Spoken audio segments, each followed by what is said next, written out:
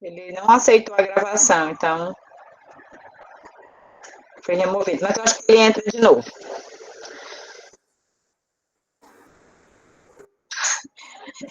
É isso, Átila.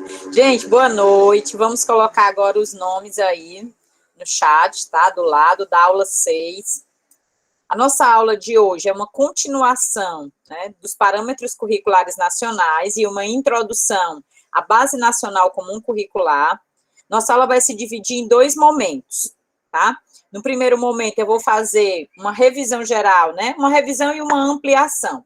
Liana, semana passada, fez uma excelente apresentação sobre os parâmetros curriculares, né? Falando desde a introdução do que tem nos documentos e como a educação física está inserida nesse documento, tendo como foco os parâmetros curriculares nacionais. E hoje eu vou apresentar um pouquinho, em linhas gerais, a organização do documento para os anos iniciais e anos finais, ou seja, primeiro, segundo, terceiro e quarto ciclo, tá? Embora o documento ele tenha também o ensino médio, mas a gente vai deixar para trabalhar com o ensino médio quando a gente for falar especificamente da temática da educação física no ensino médio, tá bom? Então, eu vou colocar aqui a apresentação, vai levar mais ou menos uns 25 minutos a meia hora, e aí, em seguida, o Átila apresenta, tá? E aí, na nossa aula de hoje, né, na divisão desses dois momentos, então, o Átila vai apresentar, eu apresento primeiro os parâmetros curriculares. Se tiver pergunta, a gente vai tirar as dúvidas. Em seguida, o Átila vai apresentar sobre a BNCC. E aí, no final da aula, eu vou falar um pouquinho sobre a leitura. Na verdade, a gente só vai ter praticamente a leitura da base, a parte específica da educação física, que já está postado nessa aula de hoje, e um texto que vai falar da relação entre os parâmetros curriculares e a BNCC, tá? É um texto bem básico sobre essa temática, tá bom? Vou começar aqui a apresentar.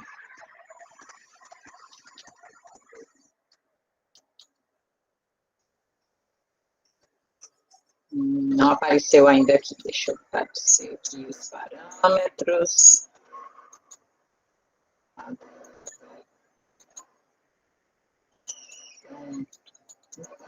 Aqui vocês já avisam aí.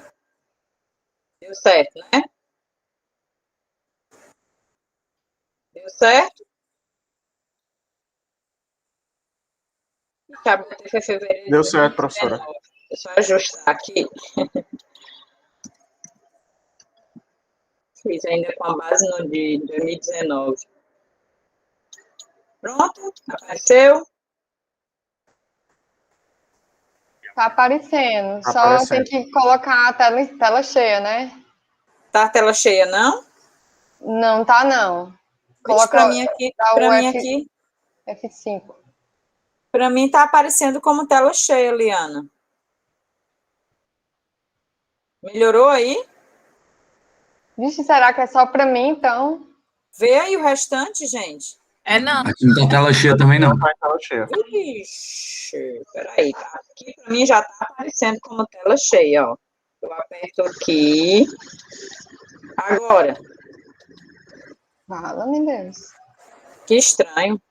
Tá? Aperta F5, professor. Eu já botei, meu amor. Tô Foi? apertando aqui. Vixe, sei não. E não muda.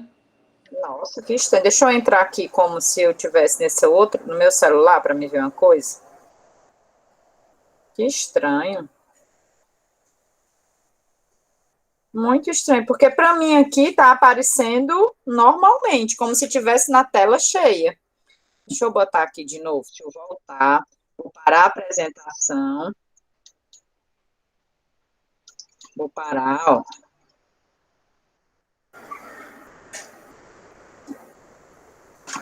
Deixa eu entrar aqui que aí eu vou conseguir ver. Pronto, deixa eu tentar ver aqui. Vou colocar de novo aqui, apresentar. Tá a tela cheia para ver?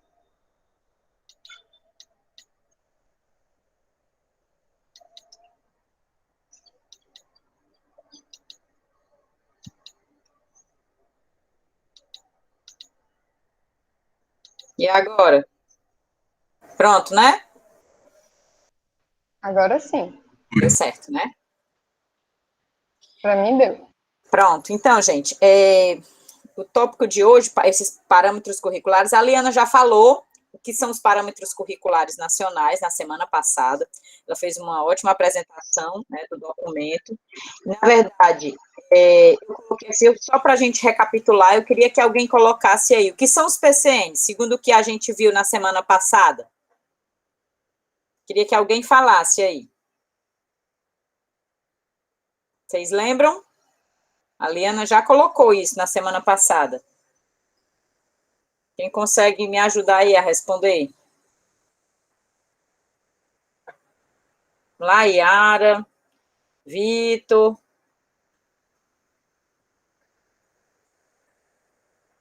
Vocês estão me ouvindo? Oi, gente, estão me ouvindo? Estamos, professora. Porque o Estão pessoal só está rindo de mudo doido, mesmo, né? né? O pessoal está respondendo no chat, é? Não, estão só rindo de doido, né? Bora, galera. Vamos lá, gente. Tem, Yara, tem Lara, resposta, Léo. tem uma resposta no chat. Estou botando. Pronto. Matheus, a Yara colocou que são documentos norteadores. O Léo, documentos não formais usados para nortear as aulas. Na verdade, Léo, eles são documentos formais. Eles não são documentos legais no sentido de legislação. Eles não são documentos obrigatórios, mas eles são, sim, documentos formais, inclusive oficializados pelo próprio MEC, tá? Então, a diferença é que eles, como o Matheus está colocando, não são diretrizes curriculares, eles são documentos norteadores que vão subsidiar, né, os professores no que tange a elaboração dos currículos, na elaboração dos conteúdos que devem nortear as disciplinas. Exatamente. Então, é um documento de referência para a área, como aí a Yara está colocando, né? Exatamente. E aí, por que vocês acham que surgiram os parâmetros? O Anderson fez uma boa síntese aí, ele disse que são documentos não obrigatórios que servem de referência curricular para a área. Perfeito, Anderson. E aí, por que vocês acham que surgiram os documentos? Por que surgiram os parâmetros curriculares nacionais e o que vocês acham que eles propõem? Isso aí a Liana já falou semana passada, hein, gente? Vocês podem ligar o microfone para falar, tá? Vamos lá. Ixi, Liana, parece que eles esqueceram, viu, da aula passada para hoje. Ou então eu não partilhei com uma didática boa, hein? Não, senhora, você partilhou muito bem. Deixa de conversa. Vamos lá, gente.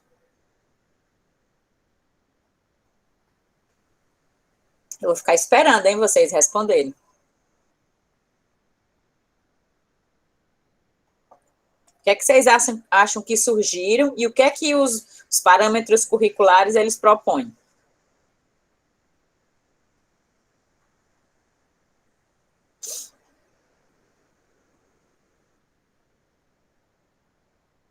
A Lara está perguntando se foi aquela questão histórica, ela disse que não sabe se expressar bem. Tem a ver com a relação histórica. A Liana até falou também dos próprios movimentos renovadores, que surgiram novas concepções para a educação física, e aí os parâmetros vieram exatamente com esse intuito de fazer com que os professores tivessem referências para a área, falou da questão da mudança, da cultura corporal, que foi um outro termo que surge, cultura corporal de movimento, que surge com os parâmetros curriculares. Eu vou tentar recapitular. Por que surgem os parâmetros curriculares?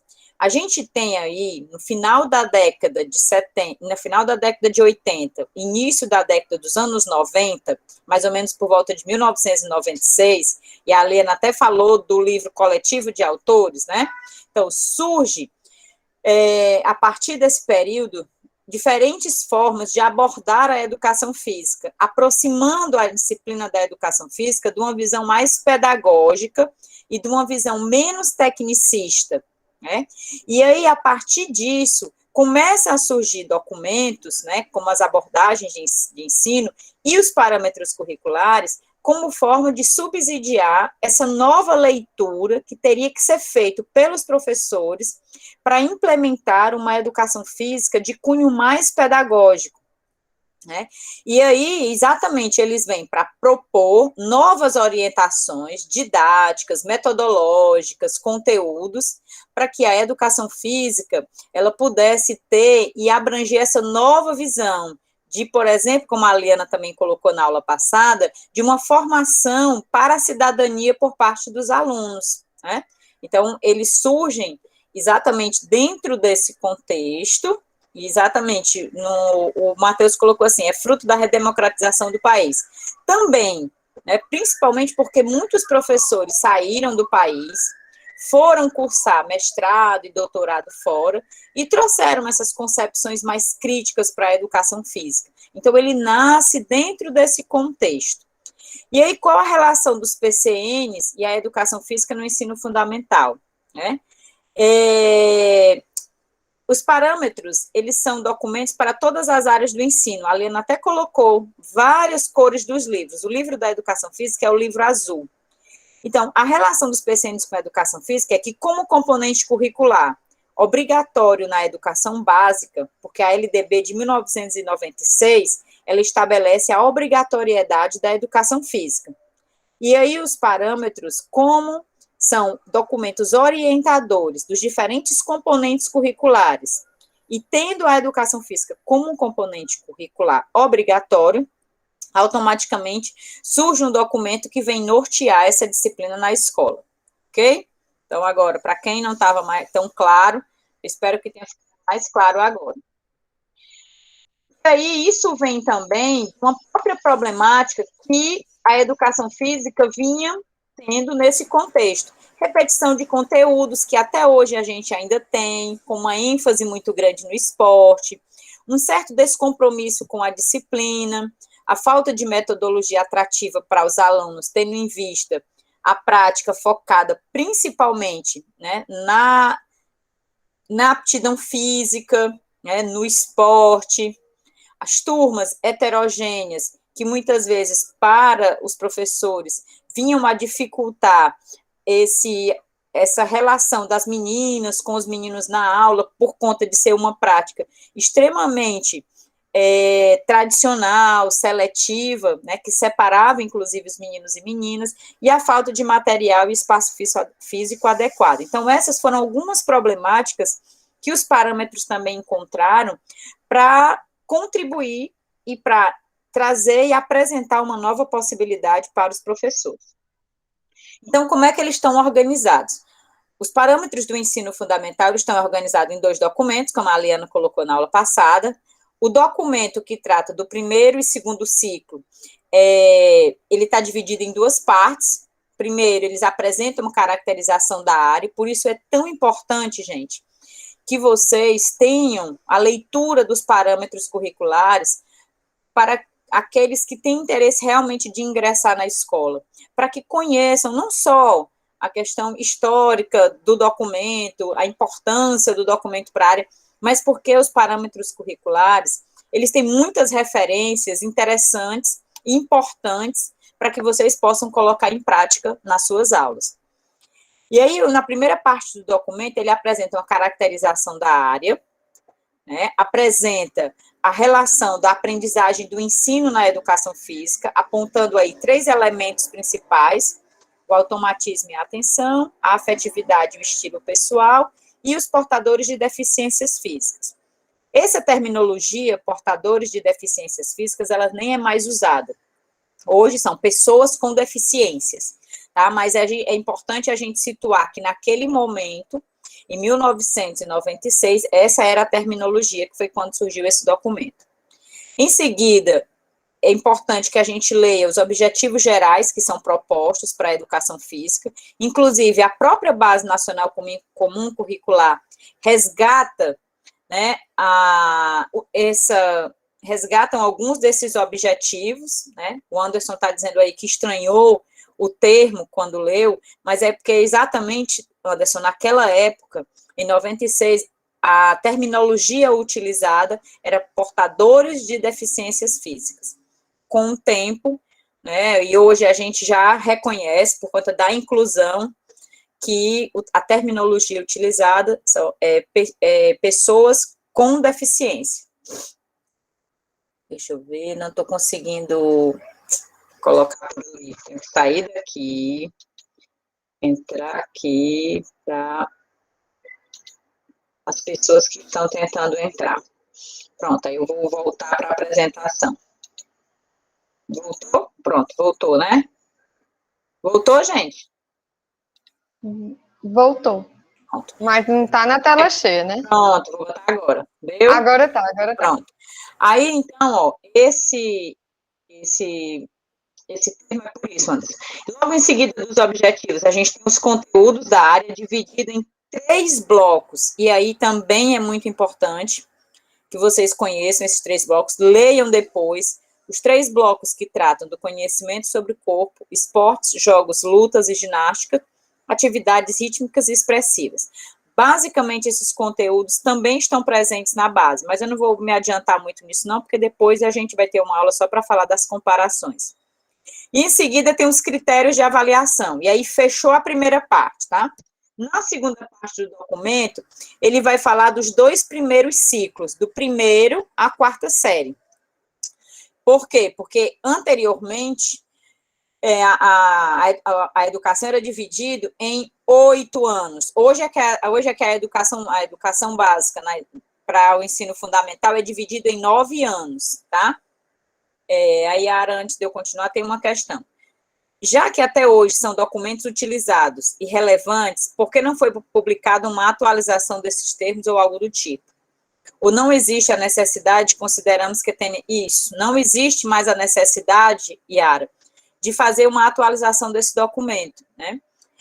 Porque exatamente surgiram outros documentos, e aí esse documento ele fica mais como uma questão histórica mesmo, para a gente conhecer. Mas é claro que muitas das coisas que estão produzidas aqui nos parâmetros, elas são muito importantes para que sejam colocadas em prática. Principalmente também porque a Base Nacional Comum Curricular, ela é muito resumida, se a gente for comparar com os parâmetros curriculares. Eu acho que vão sair outros documentos para subsidiar também a implementação da BNCC, mas a gente já tem aí mais de 2 anos e não surgiu ainda nenhum documento, né? Então, eu acho que é muito importante a leitura dos parâmetros, exatamente para que vocês possam conhecer, não apenas no sentido histórico, mas no sentido de, por exemplo, algo que, vou voltar aqui um slide, quando os parâmetros tratam da temática automatismo e atenção, afetividade e estilo pessoal, e pessoas com deficiência, ele ali traz aspectos pedagógicos muito importantes para um professor iniciante, por exemplo, né? Então, quando ele fala dessa relação da afetividade e o estilo pessoal, das possibilidades e das potencialidades que a educação física tem, né, como uma disciplina que trata do corpo, da relação, da sociabilidade, da interação,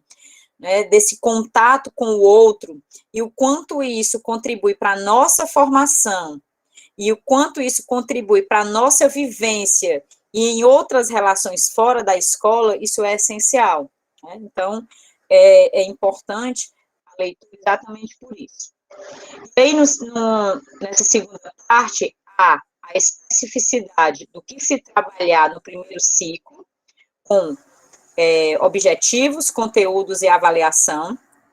Mesma coisa para o segundo ciclo. E na última parte do documento, são apresentadas as orientações didáticas. Algumas delas precisam ser atualizadas, né, para aquele momento, para aquele contexto histórico, isso fazia sentido. Mas hoje, devido ao próprio avanço de outras pesquisas, eu vou dar só um exemplo, com relação às questões de gênero, não há mais por que a gente falar das diferenças entre meninos e meninas, como eu postei nos parâmetros, vocês estão vendo aqui bem na página 83, por exemplo, que está aqui nesse documento, né? Essa partezinha bem aqui, diferenças entre meninos e meninas. As orientações didáticas, à época, né, lá na década de 90, eram importantes para aquele contexto, para aquele período. Hoje, nós temos outras formas de lidar com essas diferenças entre meninos e meninas, ok? Lá no documento dos parâmetros, ele fala da seguinte situação: dessas diferenças entre meninos e meninas, ele propõe que, se as meninas não querem jogar, vamos colocar as meninas para arbitrar, vamos colocar as meninas para torcer e os meninos para jogar. Então, isso é totalmente fora de contexto hoje, né? Tendo a compreensão de que o que difere as meninas e os meninos, né? Porque naquele momento era muito presente a questão fisiológica, né? A questão biológica somente, né? Meninos fazem isso, meninas fazem essa outra atividade mais leve, mais suave. Então, isso já não existe mais hoje nas nossas aulas, tá? Então, é mais para a gente situar que algumas das questões que estão propostas também precisam ser, tem que fazer uma releitura para o nosso tempo, ok? Então, essa é a organização do documento, é importante, né, que vocês leiam. Aqui tem o que pretende os parâmetros. O que a gente pode propor a partir dos parâmetros? A reorganização do currículo, e isso é ainda possível hoje. A inclusão de conteúdos diversificados e adequados, também é possível, tendo tanto a BNCC quanto os parâmetros curriculares, como documentos norteadores. A inclusão de projetos interdisciplinares, ou seja, de relação da educação física com outras disciplinas, e propiciar uma prática que possibilite o desenvolvimento da autonomia. Os parâmetros curriculares, eles têm uma perspectiva de ser um documento crítico, em alguns aspectos ele avança em relação a isso, e em outros aspectos a gente precisa dar um pouco mais de reorganização, né, uma releitura. Aqui são os objetivos, né, não vou apresentar nada deles, vocês vão ler no documento, é só para dizer como ele está bem organizado, o que é que se espera que o aluno seja capaz. Então, é importante que vocês leiam, até mesmo porque quando a gente entrar na escola, vocês vão precisar saber quais são os objetivos da educação física, que não é só ensinar o jogo pelo jogo, o esporte pelo esporte, somente a técnica, né, mas o aluno tem que conhecer, valorizar, compreender, respeitar, usufruir. O aluno tem que ter compreensão dos conceitos, procedimentos e atitudes. Então, são aspectos que envolvem aí os objetivos. A caracterização da área, ela é apresentada a partir de um contexto histórico, das tendências da educação física e da relação da educação física com a cultura corporal e a cultura corporal e cidadania. Isso aqui a Liana já apresentou semana passada. Os conteúdos, eles são divididos em 3 grandes blocos: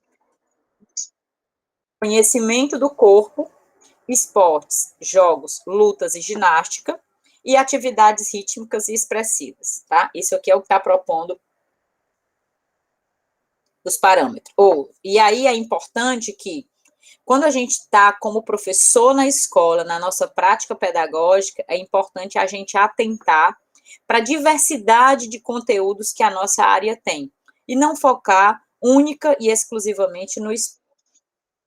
E aí, um outro aspecto muito importante são os critérios para a seleção desses conteúdos, né? A relevância que esse conteúdo tem para a área e a especificidade do conteúdo da área, que são as características da educação física, e as características dos alunos. Conhecer quem é o aluno com o qual a gente vai trabalhar. Quais são as motivações que ele tem para a prática, quais são as capacidades que ele apresenta, né, para a aprendizagem. E são os objetivos para o primeiro ciclo, primeiro e segundo ano, que eu vou passar.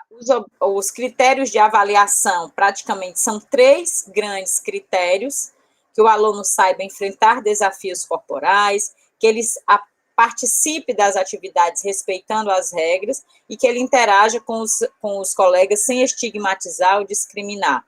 Então, a partir desses 3 critérios, o professor vai estabelecer outros critérios para pontuar, né, como é que a gente chama? Apontar critérios objetivos, né, a partir desses 3 parâmetros que são subjetivos, né.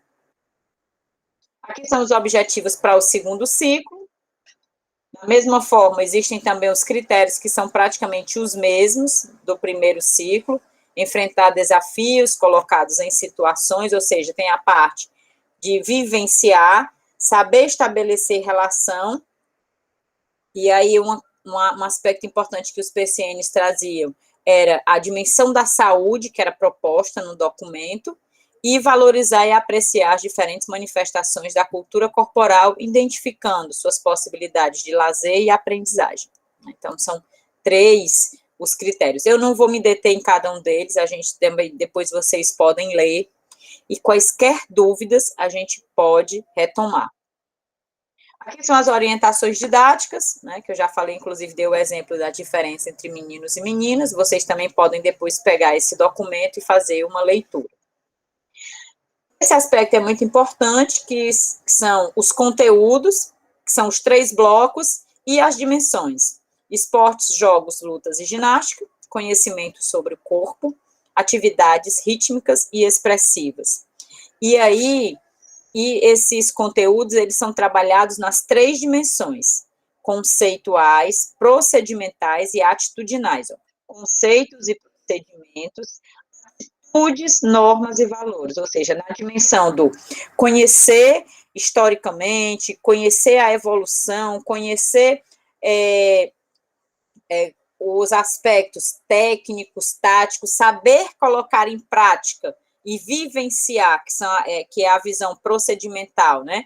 E a atitudinal, que é como eu me porto, como é que eu me comporto, como é que eu ajo em relação ao outro e a mim mesmo no momento da prática. Então, aí são os conceitos. Esse outro documento, que são os parâmetros para o terceiro e quarto ciclo, ele tem mais ou menos a mesma organização. Eles apresentam aí, na primeira parte, a síntese dos princípios que norteiam a educação física. Essa caracterização da área está muito melhor, muito bem descrita, e a Liana, inclusive, falou na semana passada muito bem, inclusive, tendo como foco os temas transversais, aprender a ensinar a educação física no ensino fundamental, objetivos para o ensino fundamental, e a segunda parte do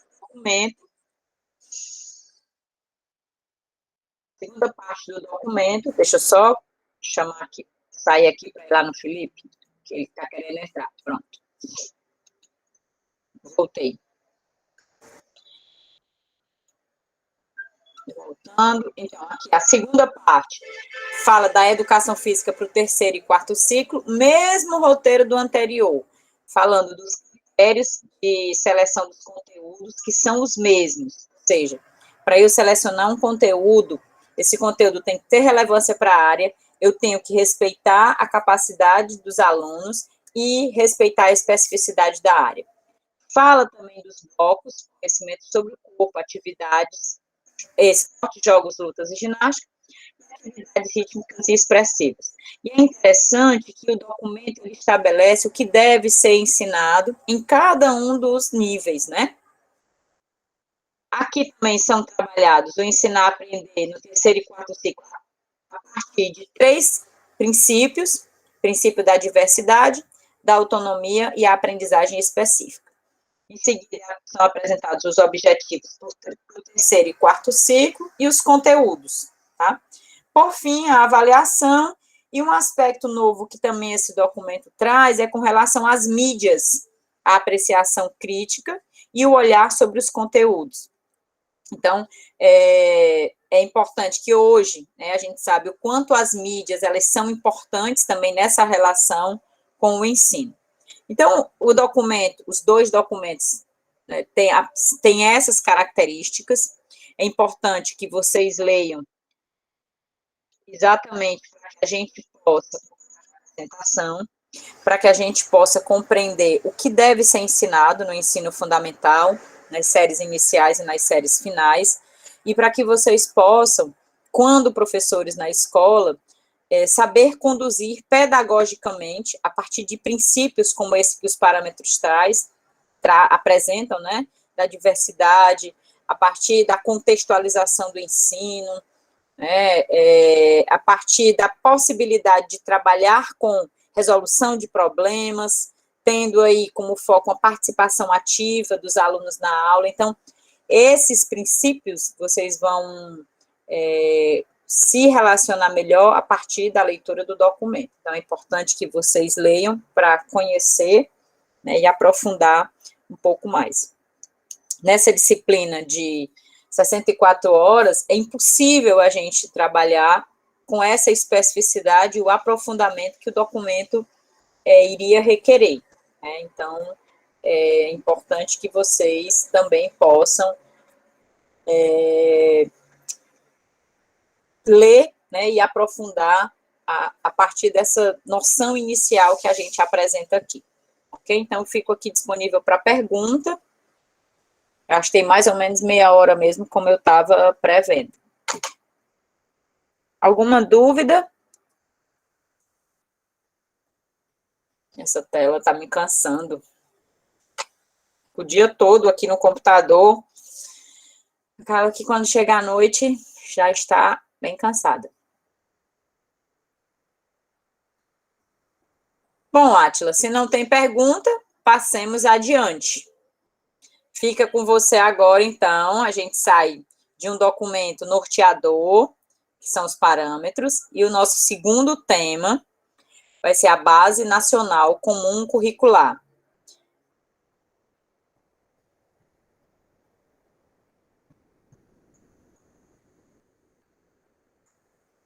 Ok, Átila, vamos lá.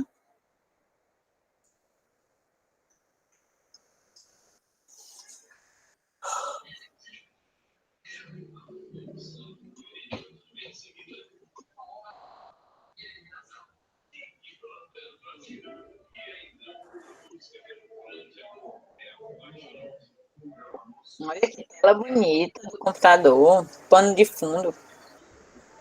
É uma série. Ah, é? Que série é essa? Any with Any.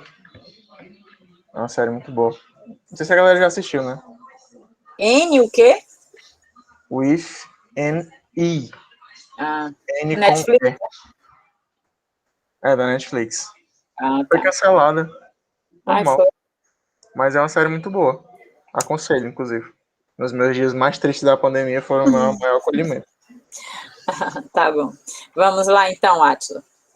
Bom, galera, agora que a gente terminou meio que essa proposta de apresentação em relação aos parâmetros curriculares, nós partimos para um outro documento, né, um referencial para a própria educação mais atual possível, né, homologado aí recentemente em 2018 e 2017, que é a Base Nacional Comum Curricular, que vem com o lema Educação é a Base.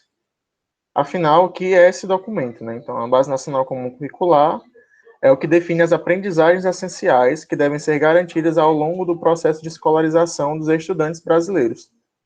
E essas aprendizagens, elas não dizem respeito somente à educação básica, né? Então, elas dizem respeito também às modalidades dessa educação. Então, não ficam só na educação infantil, ensino fundamental e médio, mas na educação de jovens e adultos, na educação quilombola, na educação indígena e nas outras modalidades em específico. Então, há a garantia também dessa normatização, né? Então, houve essa conversação sobre do Léo, que ele falou que o PCN não é documento formal, né? Mas que a base ela vem com essa formalidade mais ampliada do que os parâmetros, né? Que não havia uma obrigatoriedade de reestruturação curricular, né? Mas que poderia haver-se a inserção desse parâmetro, mas a base não, ela vem como um documento normatizador. E a gente diz que essa normatização devido à ideia de padronizar, né, o sentido da própria os conteúdos e aprendizagens que os alunos devem ter em toda a educação brasileira. Então, esse documento, obviamente, para a existência dele, existem subsídios legais, né, existem marcos legais Então, quando a gente tem esse processo de redemocratização nos anos 80, quando se há o fim da ditadura militar, a Constituição Federal foi um dos primeiros documentos, né, populares cidadãos, que reformula e dá garantias de redemocratização, né? Então, é por meio desse primeiro documento que outras políticas públicas surgem e até mesmo documentos legais para subsidiar a educação brasileira, como a própria LDB, né, os parâmetros curriculares, o PNE, né, que é o Plano Nacional de Educação, e as diretrizes curriculares. Então, a base nacional, ela vem alinhada a essas diretrizes anteriores, né, que já previam a existência desse documento e já obrigavam a necessidade da existência dele. Então, a base nacional comum curricular, ela não se caracteriza como um currículo, porque ela é muito mais ampliada do que isso. Se vocês puderem ver, a base nacional, ela é um subsídio para outras características, porque ela é uma política de Estado, né, uma política pública. Então, ela tem relação com a própria Política Nacional da Formação de Professores, né? Então, as pessoas que forem entrar na formação inicial agora, elas vão ter um aparato legal a partir da base nacional, as políticas nacionais de materiais e tecnologias educacionais. Então, vão existir materiais didáticos, né, livros didáticos, que serão organizados a partir da própria estrutura da base, as políticas nacionais de infraestrutura escolar. Então, como essa base ela vem modificar, né, então, obviamente, a ideia é que haja uma implementação financeira maior dentro das instâncias educacionais. E a Política Nacional de Avaliação da Educação Básica. No caso, são o Enem, o Enseja, o SAEB, o ABO, né, que são essas provas que de cunho nacional, vulgo internacional, né. Então, a BNCC, como eu tinha pontuado no início, ela existe uma trajetória legal que subsidia esse documento e a existência dele. O primeiro desses documentos, obviamente, com o processo de redemocratização em 88, é a própria Constituição, né? O seu artigo 210 vai pontuar que devem existir conteúdos mínimos, né, fixados para o ensino fundamental, de forma a assegurar essa formação básica comum. Na Constituição, se há apenas a pronúncia em relação ao ensino fundamental, que é a necessidade desses conteúdos mínimos. É só quando a gente vem a LDB, né, que é a Lei de Diretrizes e Bases da Educação, em 1996, que vão se falar sobre a educação no ensino fundamental e médio, né, que deve ter uma base nacional comum. Então, já insere uma ideia de outra etapa da educação, né. Então, percebam que as falas, elas são muito fixas, né, de tipo base ou um documento comum, né, para fixar conteúdos, essa ideia de uma educação para todos, né, de que a democracia seria por meio de um documento que normatizasse essas aprendizagens essenciais. E a gente também tem as diretrizes curriculares nacionais, que vai falar sobre uma base nacional comum para a educação básica, né, que se constitui de conhecimentos, saberes e valores, né, produções culturais, diz que o próprio ensino tem que estar incluído isso no Brasil, né, voltado para as histórias das culturas afro-brasileiras e indígenas, né, para a arte, em diferentes formas de expressão, e para a educação física. Então, percebam que essas diretrizes vão falar sobre essa inclusão, né, dos estudos históricos, da cultura afro-indígena, que a gente vai falar um pouco mais à frente no próprio documento. E, por fim, o PNE, que é o Plano Nacional de Educação, que tem sua vigência até 2024, né, que nas suas 24 metas, são 24 metas ou são 20? Acho que são 24, né? Puder me recordar aí, mas acho que são 24. Nas metas que tem do PNE, né, Plano Nacional de Educação, eu separei algumas, né, dessas metas para mostrar que existe esse processo de se universalizar, né? Então, percebeu, universalizar o ensino fundamental, né, para toda a população, universalizar o atendimento escolar para a população de 15 anos, né? Elevar o nível de vigência, né, de matrículas, fomentar a qualidade da educação básica, e, tipo, fomentar essa qualidade que eu digo, o fluxo escolar, porque, como eu mostrei naquela imagem, a base, ela não aponta apenas para estruturação curricular da escola, mas ela dos estados e municípios, mas elas apontam também para essas questões estruturais e financeiras do financiamento educacional. Então, numa visão mais macro, né? Então, nós temos a BNCC, que é esse documento normatizador, que é um documento de subsídio para a constituição dos currículos estaduais, municipais e particulares, que vão ter embasamento, obviamente, na sua regionalidade específico, e vão dar subsídio aos projetos políticos pedagógicos e o currículo escolar, que aí já é constituído de outra realidade, a realidade mais local ainda, né, mais específica daqueles sujeitos, que, por fim, vão dar subsídios ao plano de aula do professor. Alguma dúvida até aí, ou posso dar continuidade?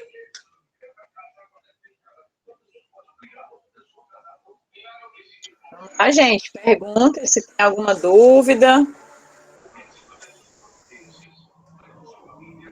Então, se não tem, Átila, continua. Ok. Então, vamos lá. Em 2015, nós temos, então, o lançamento da... Oi? As versões da base, né? Isso. Em 2015, nós temos a primeira versão. Tem uma pergunta no chat, do Vitor Hugo. Qual é? Ele está perguntando o que você quis dizer com essa regionalização.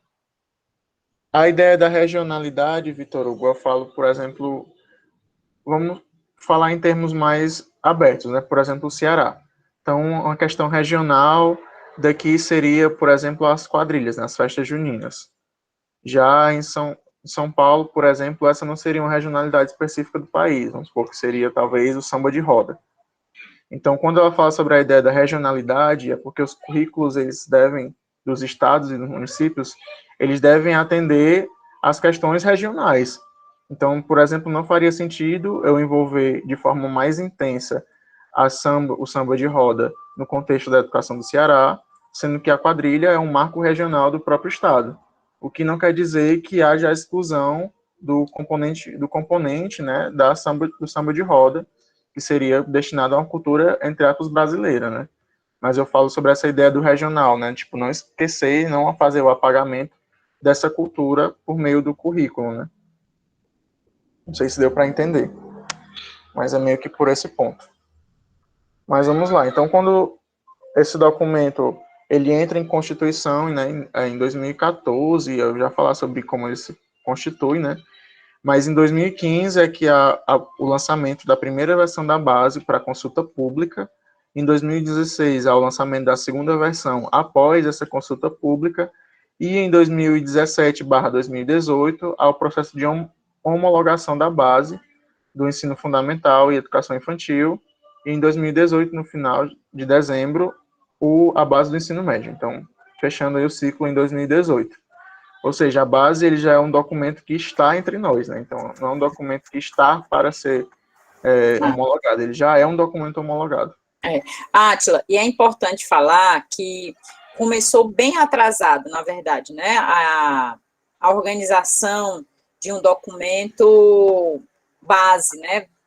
Como a Base Nacional Comum Curricular. Por quê? Porque desde a LDB, com o Plano Nacional de Educação, já estava previsto que nós deveríamos ter esse documento para nortear os diferentes componentes curriculares na escola, exatamente para equalizar e para ampliar essa possibilidade dos direitos de aprendizagem para todas as regiões do país, né? Para que não houvesse exatamente essa discriminação com relação ao que a gente vê de forma muito presente, né? A gente vê que estados do Sul e Sudeste, eles são mais valorizados, vamos dizer assim, com relação à questão de infraestrutura, equipamentos, a própria destinação de verbas para isso, em relação a Norte e Nordeste.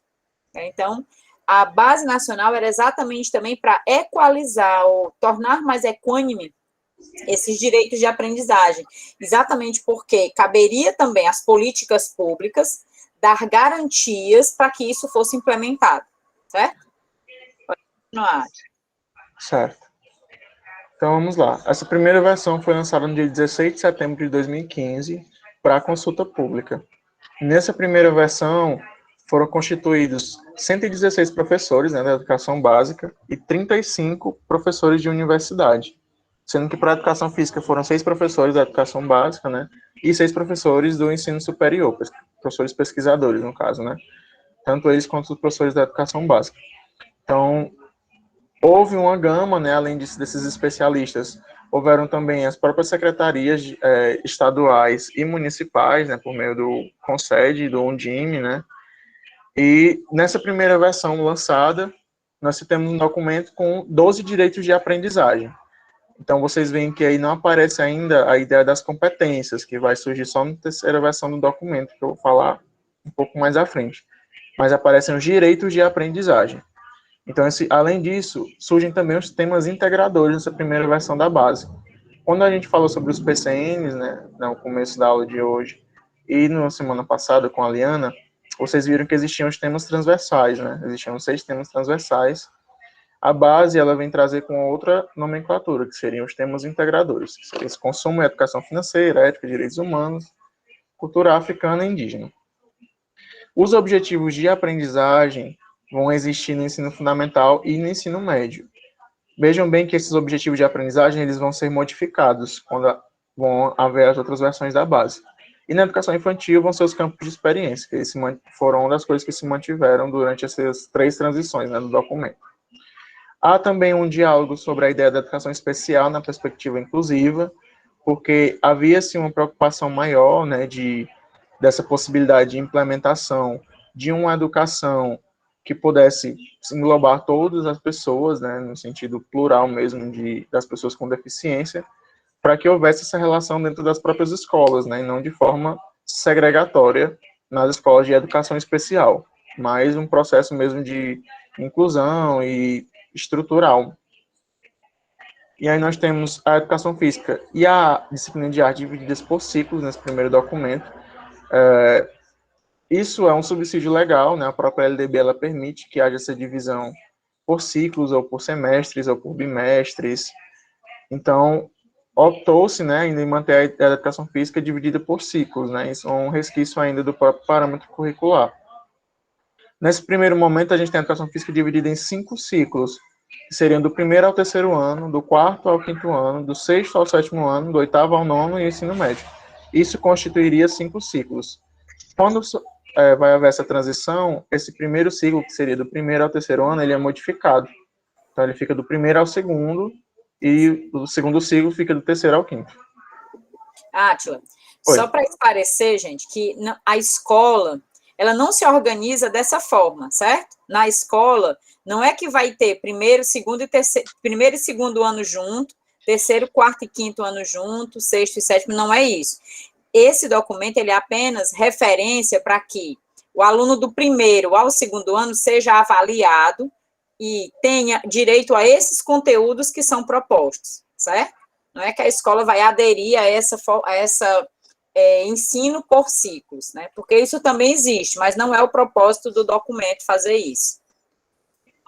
Então, a educação física, dentro do próprio componente, haviam 9 objetivos gerais e 206 objetivos de aprendizagem. Então, vejam que era uma quantidade muito grande de objetivos, né? Então, era um documento que ficou extremamente extenso, essa primeira versão da base. E esses 206 objetivos de aprendizagem, de alguma forma, eles ampliavam mais a perspectiva de explorar as práticas corporais que foram propostas para essa primeira versão. E, além disso, há uma ampliação do que seriam as dimensões, né, dos conteúdos, a partir das dimensões do conhecimento, né, que a base vai falar sobre essa perspectiva, dimensões do conhecimento. Então, eles trazem 7, né, depois, quando houver essa transição, eles vão se tornar 8. E trazem 8 práticas corporais, que é brincadeiras e jogos, esportes, exercícios físicos, ginástica, lutas, práticas corporais alternativas, práticas corporais de aventura e práticas corporais rítmicas. Então, depois desse processo de consulta pública, né, após essa consulta pública, houve uma participação, né, de 305.569 indivíduos, 4.298 organizações e 45.049 escolas. Então, vejam que foi uma grande quantidade, né, de pessoas, mas ainda foi pouco, né, eu falo assim porque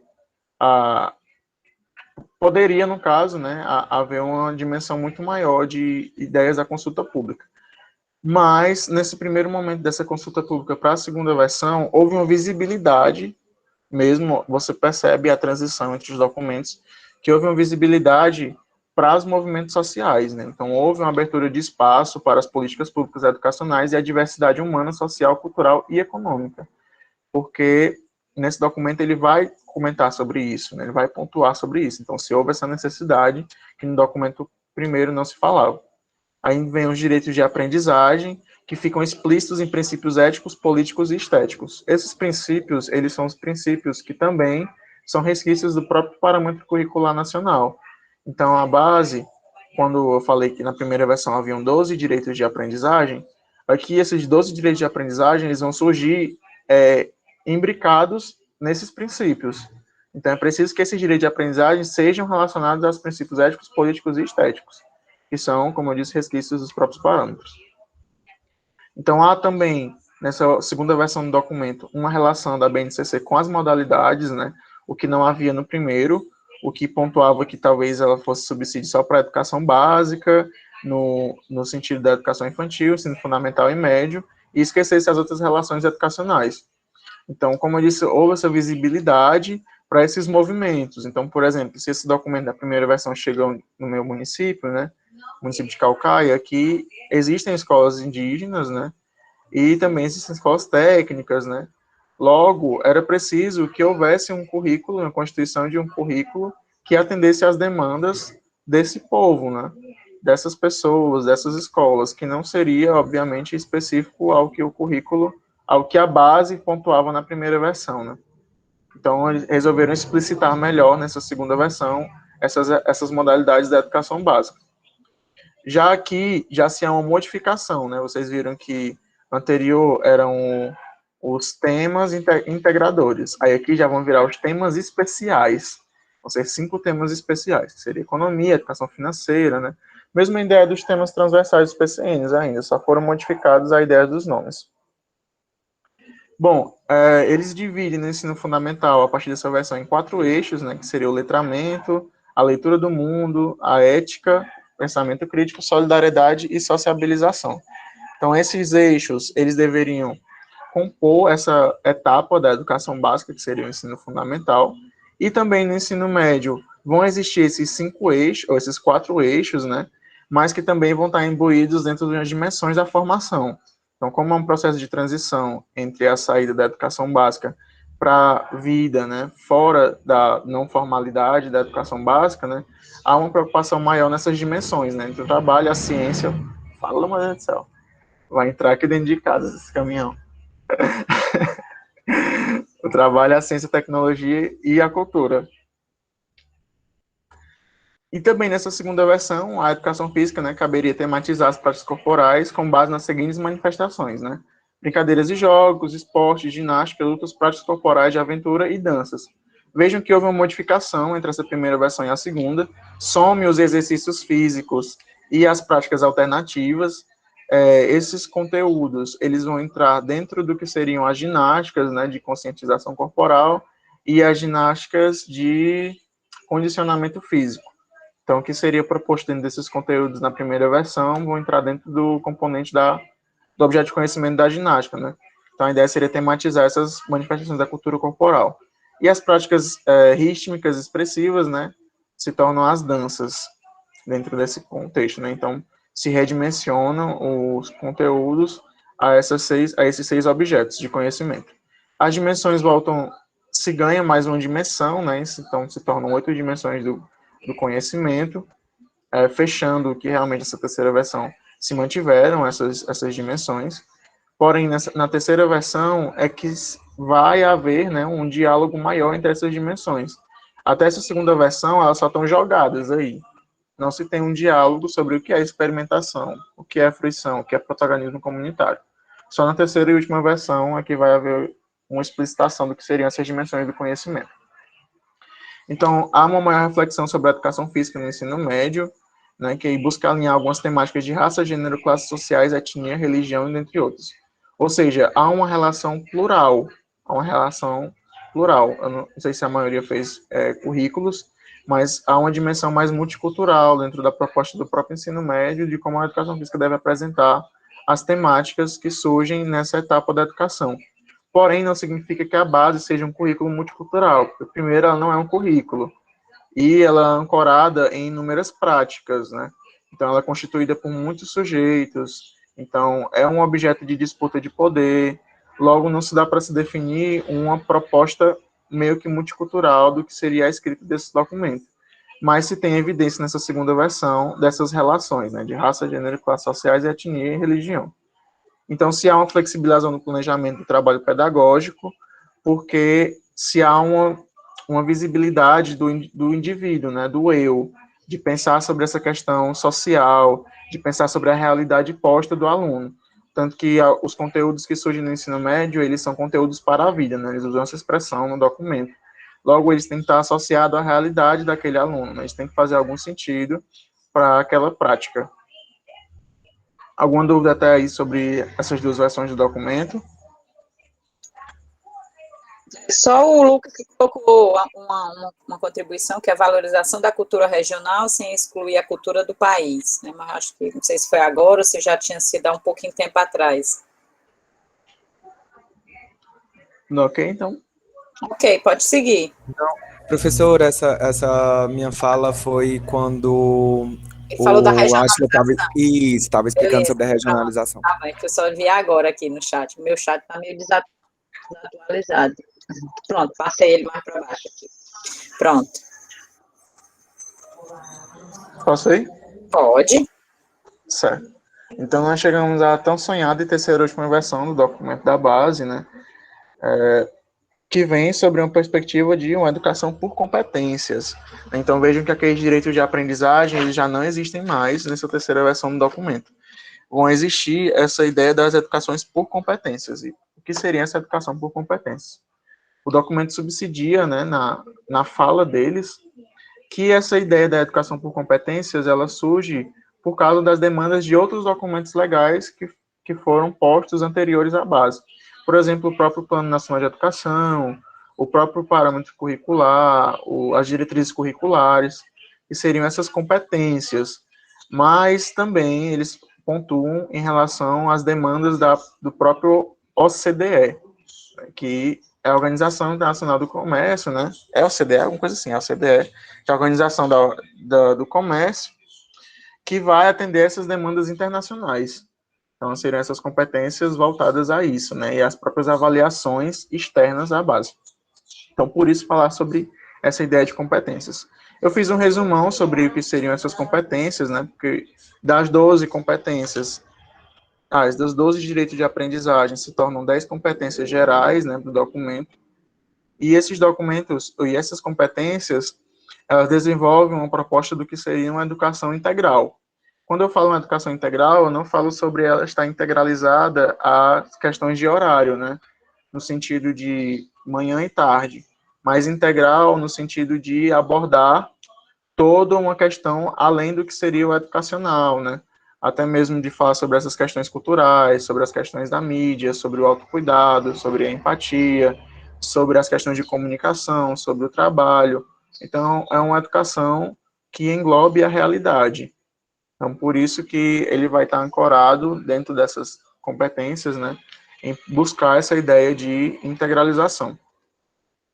E aí eu botei sobre essa ideia de como trabalhar em aula, né, só um exemplo básico, que seriam as competências não devem ter uma aula ou uma disciplina específica no currículo, né, porque competências não é um conteúdo e não faz parte dessa dimensão, né, mas ela deve estar articulada dentro da aprendizagem de outras habilidades, que aí eu já aponto para vocês que, por exemplo, aqueles objetos de conhecimento, objetos de conhecimento, não, objetivos, eles se tornam as habilidades. Então, por exemplo, aqueles objetivos de cento e pouco da educação física, 200 e pouco da educação física, eles vão se tornar, por exemplo, só 50. Então, há uma aglutinação do que seriam esses objetivos de conhecimento para as habilidades. Então, se foi até mesmo uma crítica do próprio documento quando houve essa transformação para as habilidades, porque houve uma ideia muito geral, né? Então, poderia-se ter uma prática muito reducionista, no sentido de pensar as práticas, por exemplo, corporais, a partir do que a gente já não conseguia, já explorava naquele repertório, né? Então, no sentido de não conseguir inovar. Então, por exemplo, eu trouxe a ideia da competência do repertório cultural, né? Que é uma das competências gerais.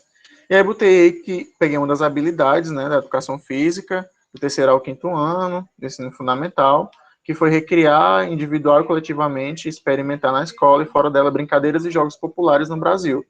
Então, necessariamente, quando a gente fala sobre essa habilidade, né, ela está associada a essa ideia do repertório cultural, né, porque a gente está falando sobre essas questões populares, da própria cultura, né, de explorar esses jogos de matriz indígena e africana, né, de entrar dentro dessa dimensão. Ok? Então, vamos lá. Próximo ponto. Então, a educação básica, né, ela fica dentro dessas competências gerais, e aí ela vai estar dividindo essa educação básica. Então, nós temos a educação infantil, o ensino fundamental e o ensino médio. Quando há essa transição para a terceira versão do documento, já não se há mais a discussão sobre as modalidades de ensino, né, que seria a educação de jovens e adultos, a educação especial, né, não se tem mais essa discussão ampliada. Se pontuam sobre as modalidades de ensino, mas não se amplia a discussão. Então, nós temos a educação infantil com os direitos de aprendizagem, né? Então, os direitos de aprendizagem, que eram uma dimensão geral da educação básica, agora eles viram dimensão para a etapa da educação infantil, que além desses direitos de aprendizagem, entram os campos de experiência. No ensino fundamental, vocês vão ter as áreas de conhecimento, que eu vou já pontuar, e no ensino médio vão ter as áreas de conhecimento, né, e as competências específicas da área, que vão ser os itinerários formativos, que já eu vou falar. Então, a educação infantil, ela vai ter de bebês, né, até crianças pequenas. Antes era dividido só em bebês e crianças, né, que seriam de 0 a 1 ano, né, e 3 aos 5 anos. Acho que era essa divisão, se eu não me engano. Porque era creche, mas manteve só na ideia da creche pré-escola. Mas se tem essa divisão, né, de bebês, crianças bem pequenas e crianças pequenas, e as competências, já no ensino fundamental, além das competências específicas, né, ou gerais, a gente vai ter específicas de cada área. Eu digo de cada área, por exemplo, linguagens e códigos, matemáticas e tecnologias, ciências da natureza, ciências humanas. Então, vão ter competências específicas para essas áreas, e vão existir os componentes curriculares de cada uma dessas áreas. Por exemplo, a educação física é um componente curricular da área da linguagens e códigos, que aí dentro da área da linguagens e códigos, e dentro do componente curricular da educação física, vão existir outras competências específicas para o componente. Então, vejam que isso é muito denso, né? Realmente é algo muito denso, né? Então, ele vai se imbricando em outros caminhos até chegar em mais componentes.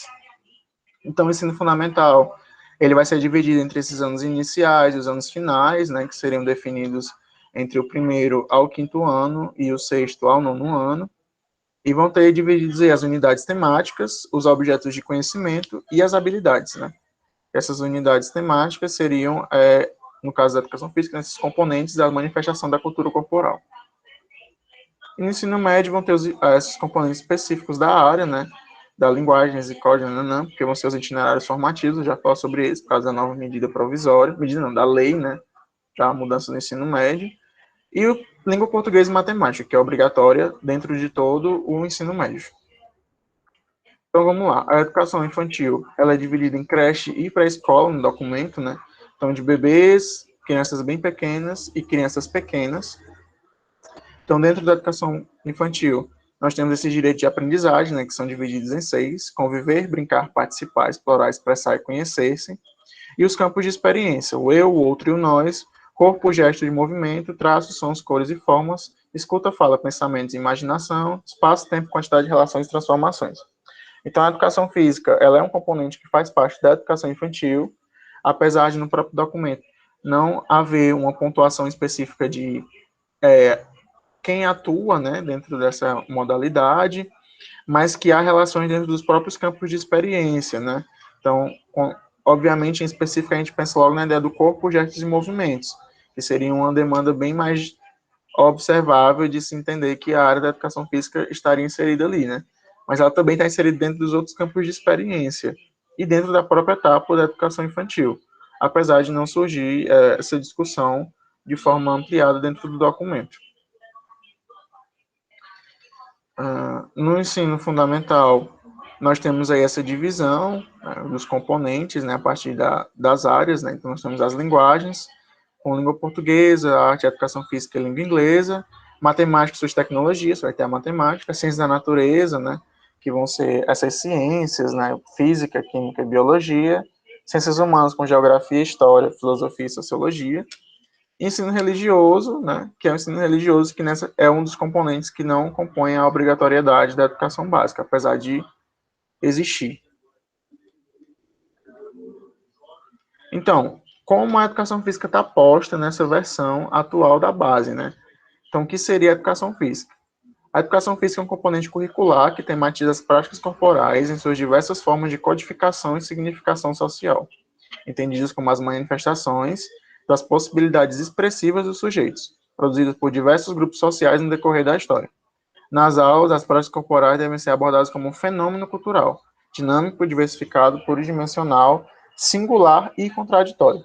Desse modo, é possível assegurar aos alunos a reconstrução de um conjunto de conhecimentos que permitam ampliar sua consciência a respeito de seus movimentos. Então, essa seria a ideia da educação física postulada, né, pelo documento da BNCC, atribuindo, né, essa ideia do componente, né, como esse componente obrigatório que surge desde a redemocratização, né, afirmando isso com a própria LDB, inserindo a educação física, tanto como componente obrigatório, quanto um componente da área das linguagens e códigos, e retirando essa ideia do que seria uma atividade, né, já expressando um teor mais crítico, né, de pontuar essa ideia de contraditório, né, de ir contextualizar esse processo das práticas corporais. Então, nós temos as unidades temáticas que surgem nessa última versão da Base Nacional, que seriam as brincadeiras e jogos, os esportes, as ginásticas, as danças, as lutas e as práticas corporais de aventura. As brincadeiras e jogos, as danças e as lutas, elas têm uma organização que partem a partir das questões regionais, né? Então, elas partem do macro do micro para o macro, né, se eu não me engano, que seriam as práticas corporais, seriam as brincadeiras, danças e lutas locais, depois do Brasil, depois internacionais. Então, essa é a forma que se estrutura essas unidades, né? Já os esportes, eles partem de uma ideia de uma lógica interna, de divisão interna, que são estudos no sentido de rede-parede, divisória, esportes de invasão, esporte de campo e taco. Então, se há uma relação entre essas dimensões internas. Já as ginásticas, elas são uma classificação a partir dos tipos de ginástica e das questões progressivas, né, de progressão do que seria a ginástica. São essas de conscientização corporal, ginásticas de condicionamento físico, e já as práticas corporais de aventura, ela tem uma proposta de divisão a partir da questão do ambiente, né, então, entre as práticas corporais de aventura na natureza e as práticas corporais de aventuras, né, no meio urbano. Uma dúvida até aí, galera?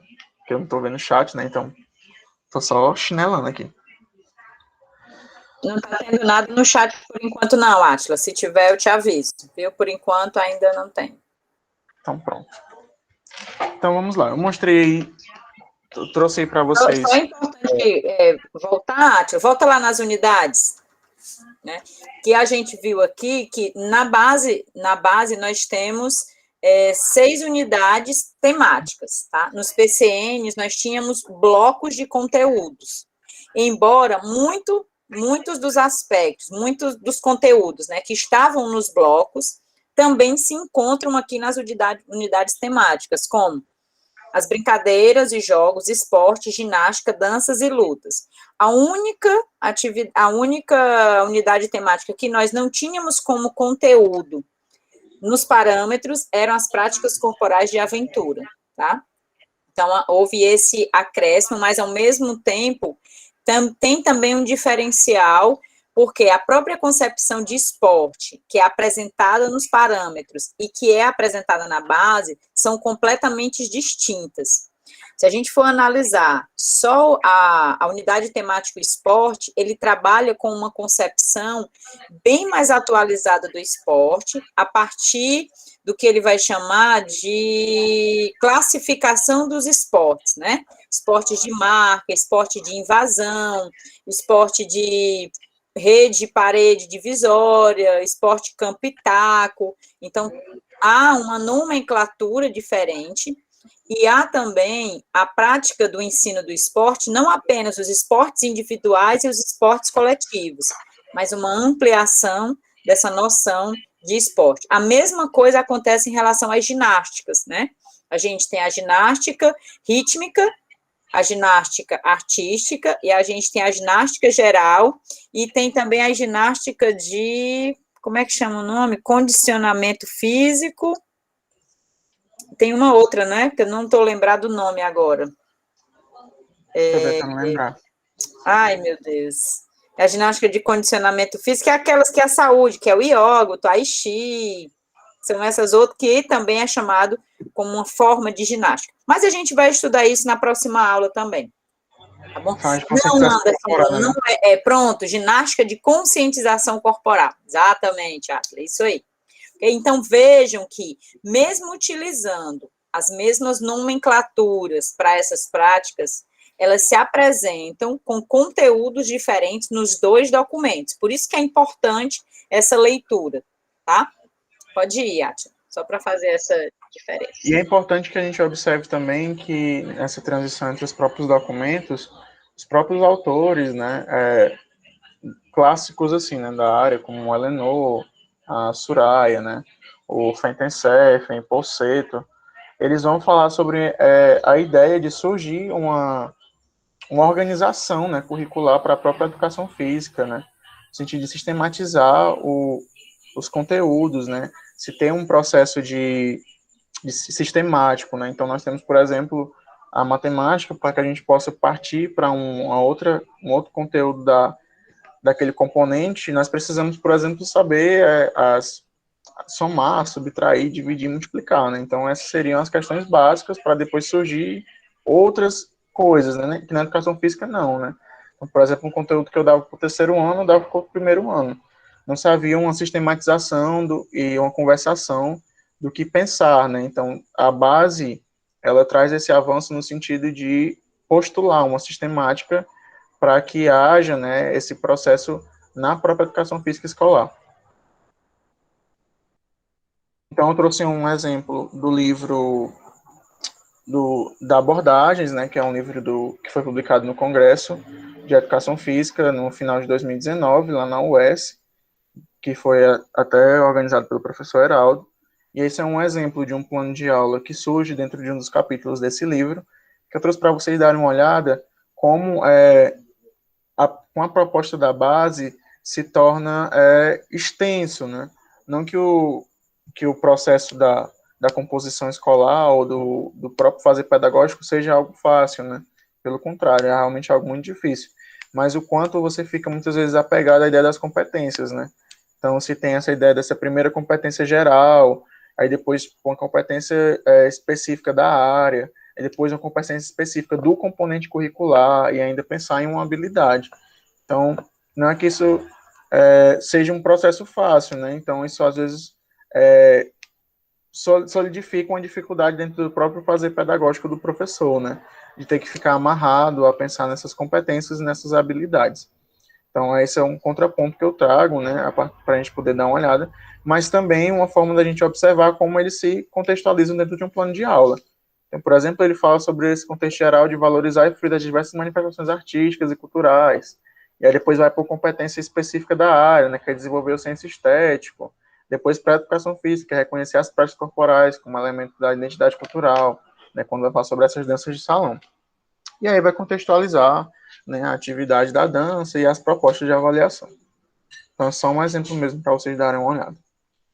Então, eu já partindo para outro contexto, né, nós temos aí a reforma do ensino médio, que surge em 2016 por meio de uma medida provisória 746, que a gente já comentou sobre ela, se eu não me engano, aqui na disciplina, mas que eu vou só ressaltar, né, quando se surge essa medida provisória, é uma transição, né, entre o impeachment da presidenta Dilma e o governo do Michel Temer. Nós temos ainda no governo Dilma uma proposta, né, de mudança, né, de medida provisória, uma reforma do ensino médio, né, até mais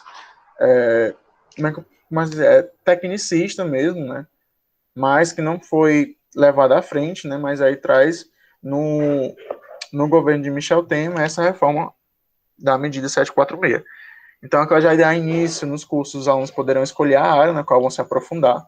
Então, o ensino médio ele vai ser dividido entre as áreas de formação, né, que seriam a área de linguagens e códigos, ciências da natureza, ciências humanas, matemática, e uma nova temática, que seria a formação técnica e profissional.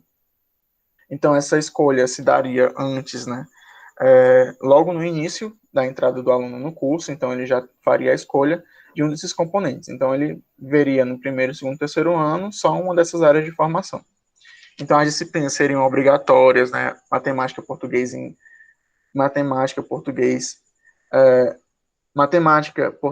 né, e sociologia e filosofia, e educação física e artes iam sumir, né, não só existia mais a obrigatoriedade desses componentes, então houve, inclusive, várias manifestações na época, porque ia ocorrer essa retirada desses componentes curriculares do ensino médio.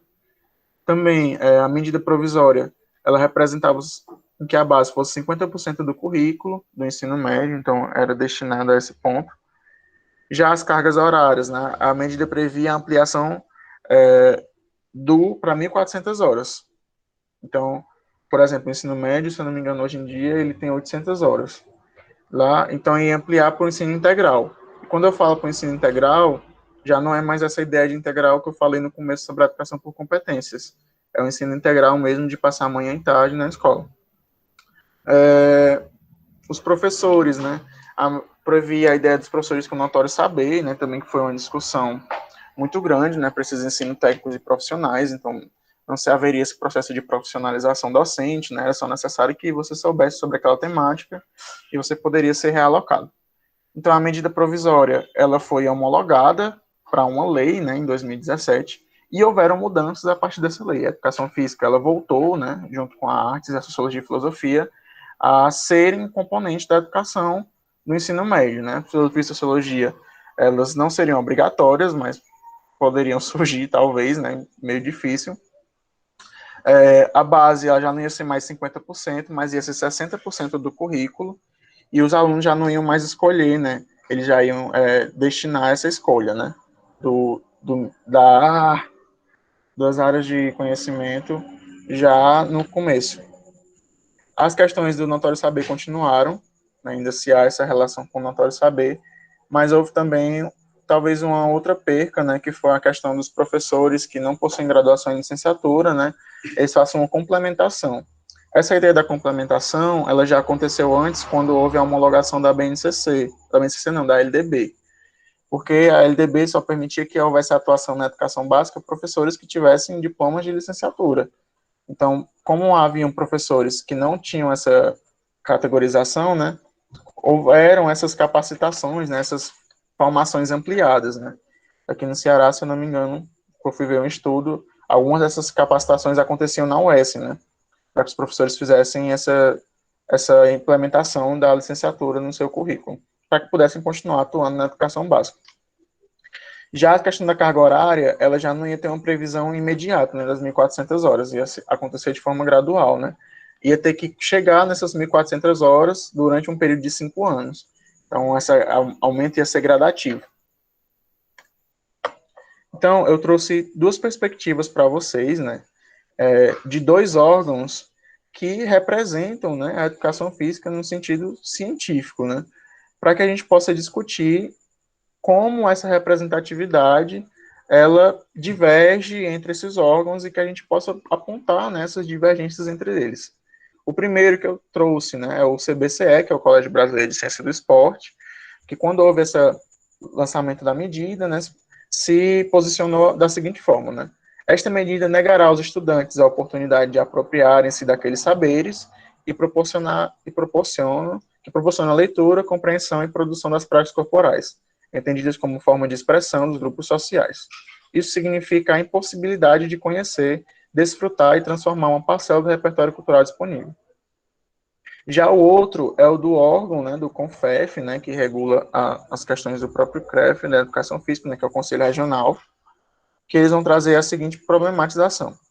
Um contrassenso que no momento em que inúmeras pesquisas apontam o crescimento da obesidade e do sedentarismo infanto-juvenil.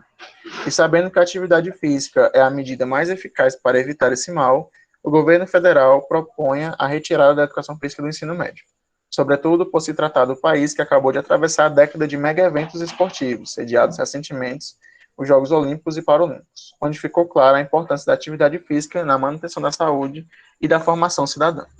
Então, e aí, galera? Que vocês podem discutir comigo, né, em relação a essas divergências, né, convergência entre os próprios órgãos que representam a educação física no âmbito científico, né, em relação a esses posicionamentos deles da medida provisória. Para vocês mesmo falarem, viu? É interessante, com licença, boa noite a todos, né? Eu acho interessante essa leitura que o Atila faz, porque ela mostra duas visões totalmente diferentes sobre a educação física, dos diferentes órgãos. Enquanto um está mais preocupado com essa leitura da prática corporal, essa compreensão, apropriar-se, o outro está mais relacionado com fazer esportivo mesmo, questões mais fisiológicas sobre a obesidade. Consegui compreender isso, né, nessas duas leituras, e identificar essas diferenças no pensamento e no entendimento sobre a educação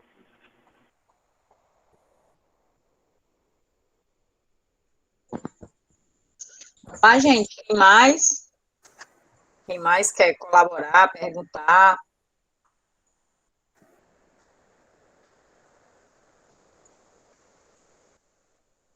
Liana, quer complementar alguma coisa? Não, é só mesmo isso que o Matheus acabou de contribuir mesmo, que eu acho que é bem interessante que a gente sempre faça essa reflexão, né, de onde partem os posicionamentos, né, fazer essa leitura, né. O CBCE traz uma visão bem mais ampla, né, com o sentido da área da educação física, a compreensão mais pautada na questão de uma discussão mais social, enquanto o CONFEF já tem um outro posicionamento, né? E isso também são posições políticas, né? Que cada entidade da nossa área representativa, elas vão tomar partido, digamos assim. E é bem importante fazer essas reflexões nesse sentido e entender que ideia, né, está por trás de cada proposta. Só isso mesmo.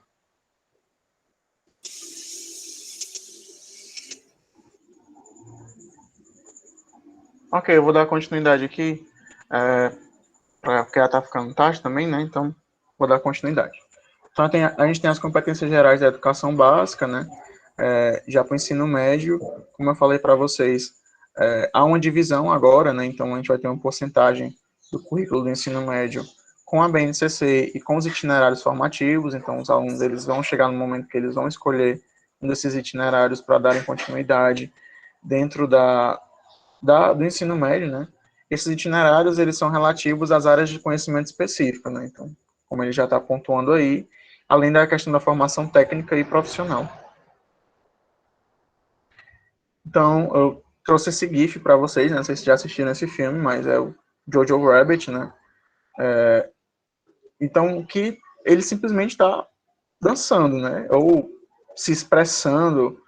Então, talvez não se houvesse como expressar essa sensação, esses movimentos do Jojo de forma escrita, né? Não se dá para expressar essa sensação na forma escrita. Então, o que seria essa inserção na educação física na área das linguagens, né? Então, quando a educação física surge nessa área da linguagem do ensino médio, é um avanço, até mesmo da própria LDB, né? Porque nós temos um desvínculo, né, da educação física às questões mais biológicas, né? De possibilitar que a área tenha esse viés relacionado a mais, né, anterior a esse paradigma da atividade física, né? De incorporar mais as ciências humanas dentro do próprio pensamento. Mas também porque a própria área da linguagem, ela reflete dentro de campos de atuação, né, que seriam os campos de vida pessoal, né, artístico, midiático, profissional, né, de vida pública. Então, a ideia da área da linguagens é que essas expressões, elas se divergem do que seria a língua, né? Então, por exemplo, a língua, ela está relacionada a algo escrito, né, a um código escrito, E esses códigos escritos formulam frases, né, que são de forma flexíveis a formar outros textos, né, parágrafos, livros. Mas a linguagem não, ela não tem uma definição prática, né? A definição geralmente é a partir daqueles sujeitos que a definem. Então, por exemplo, na educação física nós temos o Marcos Neira, que ele vai definir a educação física na linguagem a partir de uma visão mais pós-estruturalista. Já o Mauro Betti, por exemplo, vai definir a linguagem a partir de uma área da semiótica, né, dos símbolos. Então, nós temos aí a educação física inserida nessa perspectiva mais humanizada, né, de trazer as práticas corporais como um desses símbolos das linguagens, né, dessa expressão. E aí, para finalizar essa questão, eu trouxe os temas contemporâneos transversais, então, de toda aquela transição de temas integradores, temas especiais, né, por fim, nós temos os temas contemporâneos transversais, que é essa última tema, né, transversal que a BNCC vai trazer, né, ampliando uma discussão para 15 temas contemporâneos, né. Já que nos PCNs eram os temas transversais, que eram 6, né, eles vão ampliar para esses 15 outros temas contemporâneos, né, na própria base. Não surge dentro do documento do homologado, mas há um documento fora parte, né, assim como os dos PCNs também haviam orientações fora parte do próprio documento oficial para pontuar sobre esses temas contemporâneos. Então, eu trouxe algumas discussões, né, para que a gente possa pensar sobre a própria BNCC, né, porque quando a gente fala sobre a BNCC, a gente não tem que imaginar que ela é uma salvação para o mundo, né? Ela não veio para salvar a educação, né? Ela veio para...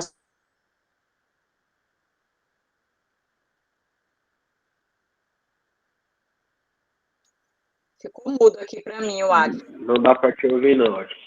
Átila. Essas discussões da base, elas trarão, né, para a gente no decorrer. Átila, eu anotei algumas coisas que eu aproveitei que estava estudando um pouco do BNCC.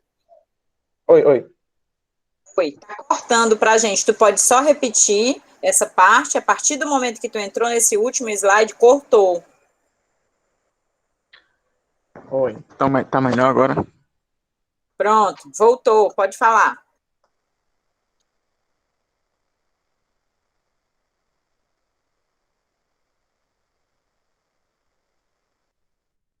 Eu acho que travou de novo.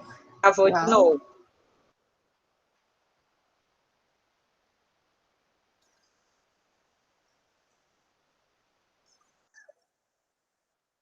Vou botar aqui para ele que ele travou novamente.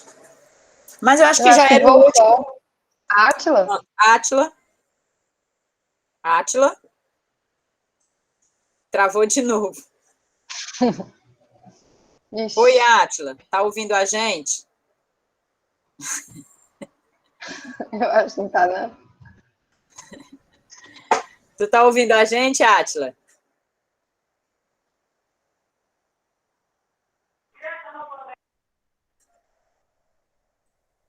Átila, acho que ou teu microfone está desligado ou então tá ruim a conexão.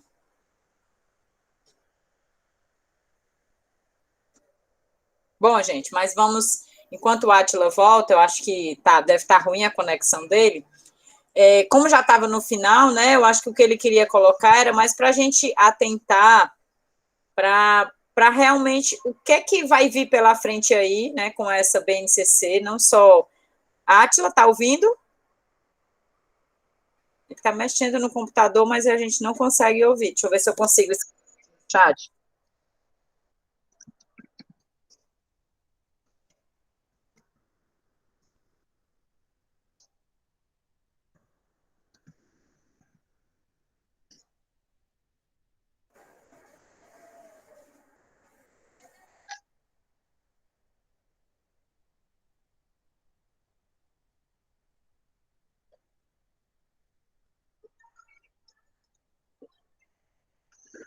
Acho que ele não está conseguindo nos ouvir.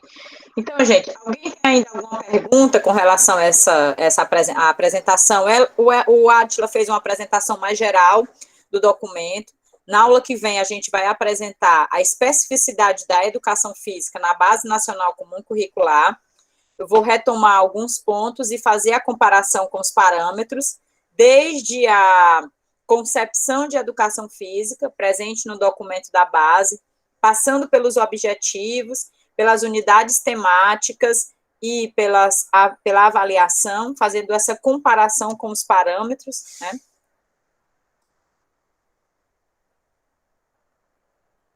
Eu acho que ele está tentando resolver algum problema lá. E aí, na aula que vem, a gente vai retomar, mas pensando mais na especificidade da educação física, do documento em si da educação física. Professora, Liga teve o teu 2 comentários microfone. no chat. Liga o teu microfone, Átila. Aqui diz que está desativado o teu microfone.